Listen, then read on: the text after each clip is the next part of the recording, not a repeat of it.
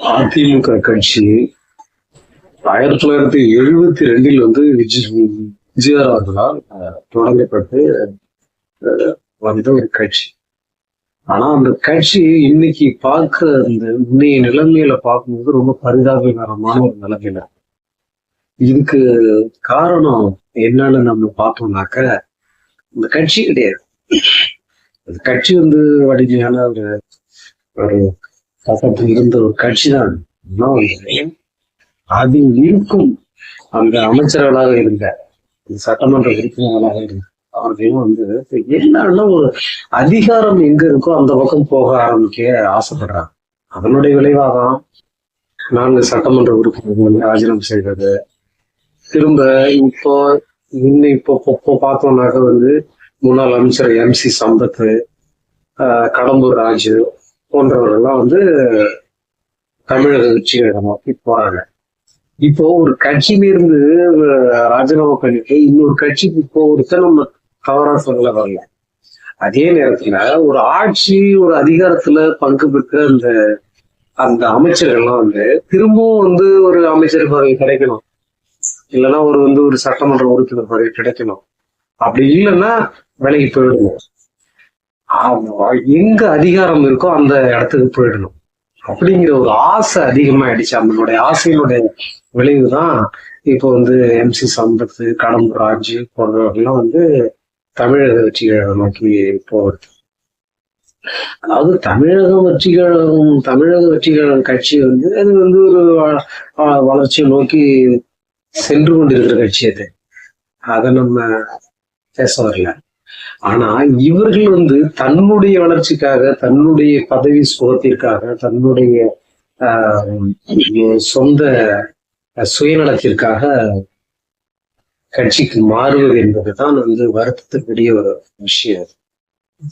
ஏன்னா இப்ப அவங்க என்ன நினைக்கிறாங்கன்னா வந்து தொடர்ச்சியா வந்து தோற்று வருவதனால அந்த அதிமுகவை சேர்ந்த இந்த முன்னாள் அமைச்சர்களாக இருந்த அவர்கள்லாம் வந்து இனி ஒரு காலகட்டத்தில் வந்து நம்ம வந்து ஜெயிக்க முடியாது, இனிமே வந்து நம்ம அதிமுக வந்து ஆட்சிக்கு வராதோ அப்படிங்கிற ஒரு மனநிலையை இவர்களே ஏற்படுத்தி கொள்கிறார்கள். அதாவது அதிமுகவுடைய வந்து தோல்வி என்பதை நம்ம இப்ப பேச வரல. அதாவது அவர்கள் வந்து ஒரு ஒரு கட்டத்தில் வந்து ஜெயித்தவர்கள் தான், ஆட்சியை அமைத்தவர்கள் தான். ஆனால் இப்பொழுது உள்ள சூழ்நிலையில் அந்த கட்சி வந்து ஒரு சரிவை நோக்கி சென்றவுடன், ஏன்னா தொடர்ச்சியா வந்து அவங்களுக்கு வந்து இதாவே இருக்கு. ஏன்னா 2021 தோத்துட்டாங்க, 2026 தோத்துட்டாங்க. அப்ப இன்னும் 5 வருஷம் இருக்கு. இனிமே வந்து 2031 மறுபடியும் ஒரு சட்டமன்ற தேர்தல் வரும். ஆனா அதுலயும் ஜெயிச்சு நாம உள்ள போக முடியுமா, வெற்றி பெற முடியுமா, ஆட்சி அதிகாரத்துல நம்ம வந்து நம்ம மறுபடியும் அமர முடியுமா அப்படிங்கிறது ஒரு கேள்விக்குறியா இருக்கு அங்க இருக்கிறவங்களுக்கு. இதனுடைய விளைவாதான் அவர்கள் வந்து அந்த அதிகாரத்துல இருந்து பழக்கப்பட்டவர்கள் வந்து அந்த அதிகாரம் இல்லாமல் இருக்குது அவங்களால சகித்துக் கொள்ள முடியவில்லை. அவங்களால வந்து சகித்துக் கொள்ள முடியவில்லை. அவர்களால வந்து அதிகாரம் இல்லாமல் இருக்க முடியல. அதனால ஒரு அதிகாரம் படைத்த, அதாவது ஆட்சியில் உள்ள அந்த கட்சியை நோக்கி அவர்கள் செல்ல ஆரம்பிக்கிறார். இது உண்மையில் வந்து அதிமுகவுடைய மிகப்பெரிய ஒரு சரிவை நோக்கி போகக்கூடிய ஒரு காலகட்டம் தான் இது என்பதை நம்ம இதிலிருந்து பேச வேண்டியது.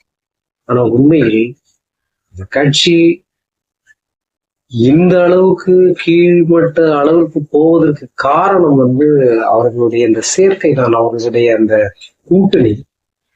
குறிப்பாக பாரதிய ஜனதா கட்சியை கூட்டணியில் அமைத்தது மிகப்பெரிய அவர்களுடைய தோல்விக்கு மிகப்பெரிய காரணமாக நாம் வந்து இதை பார்க்கப்படுவது என்னன்னா, பாரதிய ஜனதா கட்சி கூட்டணியில் இவர்கள் இணைத்துக் கொண்டது. கூட்டணியில் இணைத்துக் கொண்டது என்றால் கூட்டணியில் வந்து இவர்கள் இணையவில்லை, இவர்களை மிரட்டியே அவர்கள் பணிய வைத்து விட்டார்கள் என்றுதான் நாம் நினைக்கிறோம். ஏன்னா இவர்களுக்கு அவ்வளவு வந்து பிஜேபியோட போவதற்கு இவங்களுக்கு ஆசை கிடையாது. எடப்பாடி அவர்களுக்கு அப்படி ஒரு ஆசை இல்லை. ஆனா அவங்கள வந்து ஒரு குறிப்பிட்ட ஒரு அழுத்தத்தை கொடுத்து அவங்க வந்து அந்த கூட்டணியை அமைக்கிறாங்க. ஏன்னா அதாவது பிஜேபியினுடைய கொள்கை என்பது முற்றிலும் மாறுபட்டது. அவங்களுடைய கொள்கையெல்லாம் வந்து தமிழ்நாட்டுக்கு ஏற்றுக்கொள்ள முடியாத கொள்கை. ஏன்னா வந்து மும்மொழி கொள்கை என்பார்கள், நீட் என்பார்கள், இது அதாவது மாணவர்களுக்கான அந்த கல்வி தொகுதியை நிறுத்துவது, எல்லா வகையிலுமே வந்து தமிழ்நாட்டுக்கு கெடுதலை செய்துவிட்டு தமிழ்நாட்டில் அதிமுகவோட கூட்டணி இருக்கும் பொழுது அவர்கள் மிகப்பெரிய ஒரு பின்னடைவை சந்திக்க வேண்டிய ஒரு சூழ்நிலை ஏற்படும் போது அதோடு சேர்ந்து பாதிக்கப்படுவது அதிமுக தான். இதனுடைய தாக்கத்தினால்தான் இவர்கள் மறுக்க பிறகு வந்து நாம் வந்து தொடர்ச்சியாக தோற்றுக்கொண்டே வருகிறோம். இனிமேல் வந்து நாம் ஜெயிப்பது கடினம் என்ற காரணத்தினால் இதிலுள்ள முன்னாள் சட்டமன்ற உறுப்பினர்களும் சரி, இந்நாள் சட்டமன்ற உறுப்பினர்களும் சரி, அமைச்சர்கள் என்று அனைவருமே ராஜினாமா செய்துவிட்டு கூடாரத்தை காலி செய்துவிட்டு அவர்கள் தமிழக வெற்றி கழகத்தை நோக்கி பயணிக்கிறார்கள் என்பதுதான்